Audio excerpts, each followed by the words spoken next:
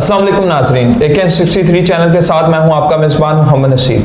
नाजरीन, नबी करीम रऊफ़ुर रहीम हज़रत मोहम्मद सल्लल्लाहु अलैहि वसल्लम ने फरमाया कि मैं तुम में दो अज़ीम शान चीज़ें छोड़े जा रहा हूं, एक अल्लाह की किताब और दूसरी मेरी इतरत। अगर तुम इन दोनों चीज़ों को मोहब्बत और इत्तबा के साथ थामे रखोगे तो तुम गुमराह नहीं हो सकते, और दुनिया और आखिरत की कामयाबी और तरक्की इसको करार दिया।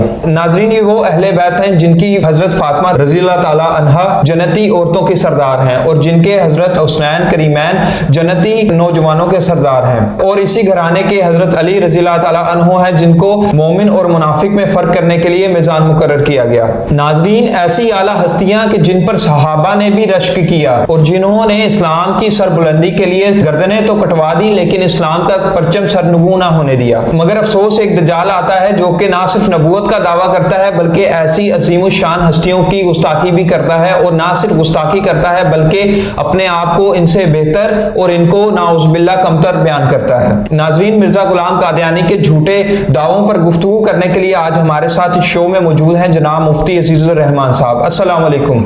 वालेकुम सलाम व रहमतुल्लाहि व बरकातुहू। मैं अपने मेहमान को इस प्रोग्राम में आने पर खुशामदीद कहता हूँ और उनका शुक्रिया अदा करता हूँ कि वो अपने कीमती वक्त में से वक्त निकालकर यहाँ पर तशरीफ लाए। जी मुफ्ती अजीजुर रहमान साहब, आप हमारी ऑडियंस को अहले बैत की अहमियत के बारे में बताएं कि इनकी इस्लाम में क्या खिदमत है और उनका मुकाम व मर्तबा क्या है। अहमदुहु व नुसल्ली अला रसूलिहिल करीम।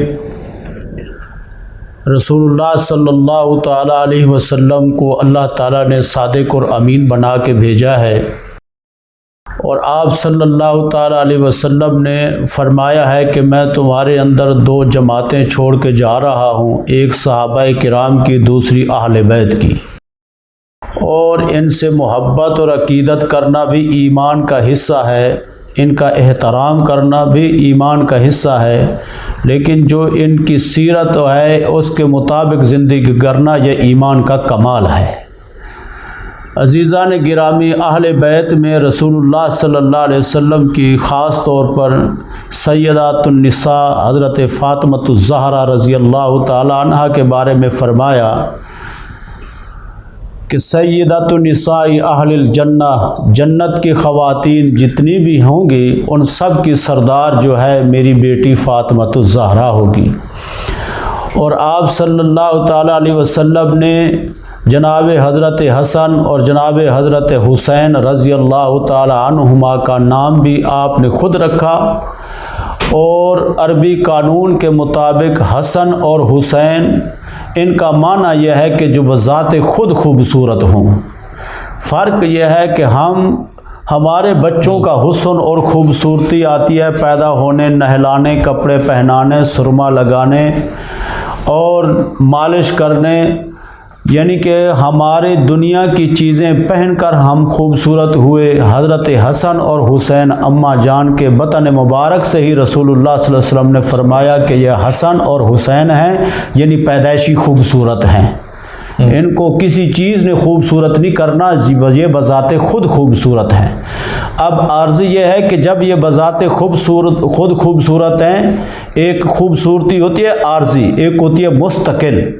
इनकी खूबसूरती मुस्तकिल है, और जो चीज़ मुस्तकिल हुआ करती है उसका मस्कन और रिहाइश भी मुस्तकिल जगह होती है, और वो है जन्नत। सुभान अल्लाह। रसूल करीम सल्लल्लाहु अलैहि वसल्लम ने इसलिए दूसरा जुमला इरशाद फरमाया, सय्यदा शबाबी अहलिल जन्नह। जी, ये जन्नत के जितने भी नौजवान होंगे उनके ये हजरात सरदार होंगे। तीसरी हदीस है, नबी करीम सल्लल्लाहु अलैहि वसल्लम ने फरमाया, रिहानता या मिनद दुनिया।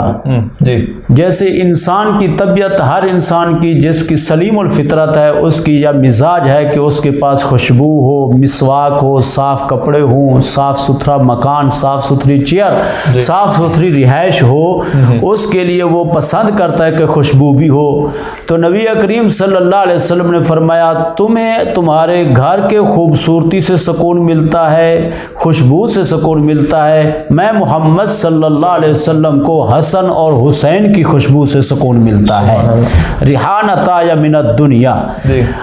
और जगह पे इरशाद फरमाया कि हसन और हुसैन मेरे दिल के दो टुकड़े हैं, اور میں ان سے بہت پیار کرتا ہوں، اور جو میرے حسن اور حسین سے محبت کرتا ہے گویا کہ وہ محمد صلی اللہ علیہ وسلم سے محبت کرتا ہے۔ ٹھیک، جیسے آپ فرما رہے تھے اہل بیت کی آپ نے اتنا شان اتنا مرتبہ بیان کیا، اگر ایک قذاب جو کہ مرزا غلام قادیانی ہے اپنے آپ کو نہ صرف ان سے بہتر کہہ رہا ہے، آپ کیا کہیں گے کہ ایسا قذاب، اس کے بارے میں آپ کے کیا عرض خدمت یہ ہے کہ مرزا غلام احمد قادیانی جی یہ اصل کے اندر ایک پاگل انسان تھا۔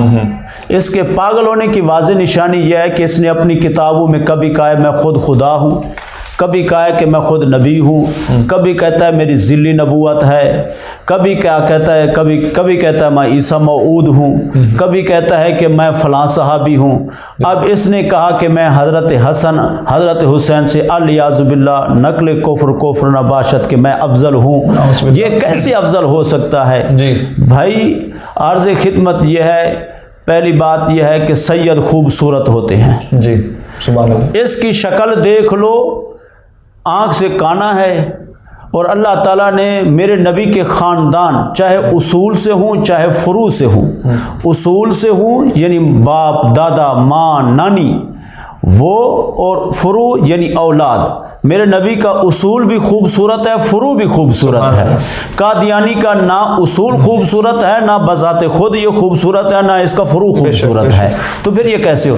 دوسری بات یہ ہے کہ یہ پاگل میں نے اس لیے کہا، بھائی اصول ہے دنیا کا کہ کوئی بھی دوسرے شخص جیسا بننے کی کوشش نہیں کرتا، اگر بننے کی کوشش کرے گا تو وہ یہ کہے گا کہ میں یہ کوشش کر رہا ہوں، اس کی سیرت کو اپنا کر وہ بھی کامیاب تھا، میں بھی کامیاب ہونا چاہتا ہوں۔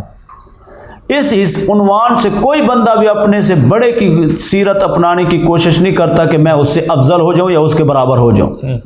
مثال کے طور پر میں اپنے والد صاحب کی خوبصورتی یا والد صاحب جیسی عادتیں اپنے اندر لے آتا ہوں، والد صاحب والی باتیں اپنے اندر لے آتا ہوں، اس لیے نہیں کہ میں والد صاحب کے برابر ہونا چاہتا ہوں یا والد صاحب سے افضل ہونا چاہتا ہوں، اس لیے میں یہ کر رہا ہوں کہ بھائی میں والد صاحب کی تابع داری کروں، جیسے ان کی معاشرے میں عزت و مقام تھا مجھے بھی وہ مل جائے، یہ اس عنوان سے بہتر ہے۔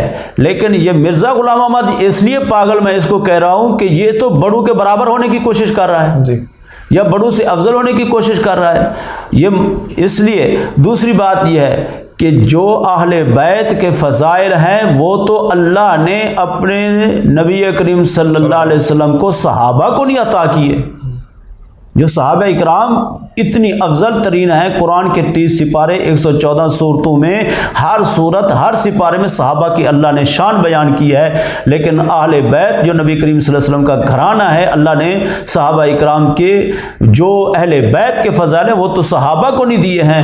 تو یہ ایک پاگل انسان جس کے جو مقصد ہے کہ بالکل کسی حساب سے نہ عقل سے سلیم لگتا ہے نہ شکل سے سلیم لگتا ہے، شکل سے بھی بگڑا ہوا ہے، عقل سے بھی بگڑا ہوا ہے، اور پروردہ ہے کس کا؟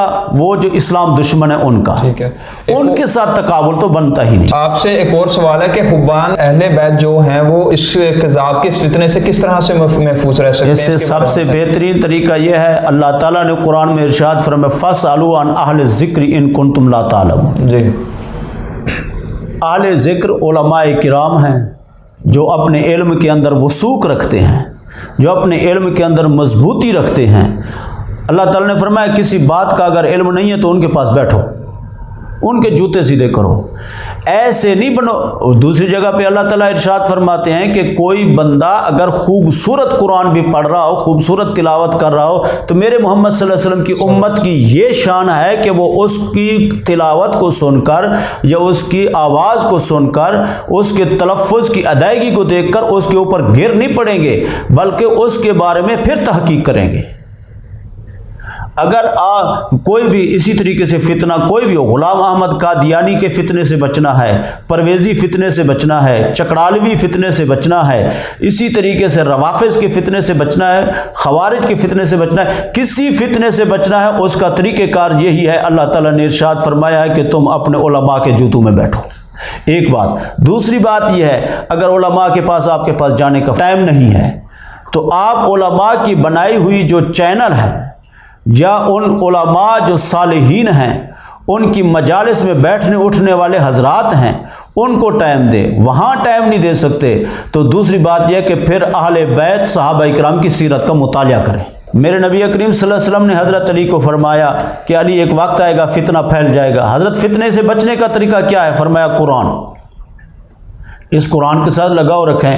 اب آپ کا ماشاءاللہ چینل ختم نبوت کے اوپر کام کر رہا ہے، اللہ پاک آپ حضرات کو قبول فرماوے۔ الحمدللہ بہت خوشی ہوئی ہے اس کا کام سن کر، آپ کے کام کو دیکھ کر دل کو تسلی ہوئی ہے۔ اللہ تعالیٰ اس ہمارے عزم کو مزید آگے بڑھائے۔ تو میں آخر میں یہ عرض کر دوں کہ یہ جتنے بھی فتنے ہیں ان سے ایک ہی حل ہے بچنے کا کہ آپ حضرات جو ہے نا زیادہ سے زیادہ ختم نبوت کے کام کو ترجیح دیں۔ ناظرین، مفتی عزیز الرحمان صاحب ہمیں اس موضوع پر گائیڈ کر رہے تھے۔ اسی کے ساتھ خاکسار کو دیجیے اجازت۔ خدا حافظ۔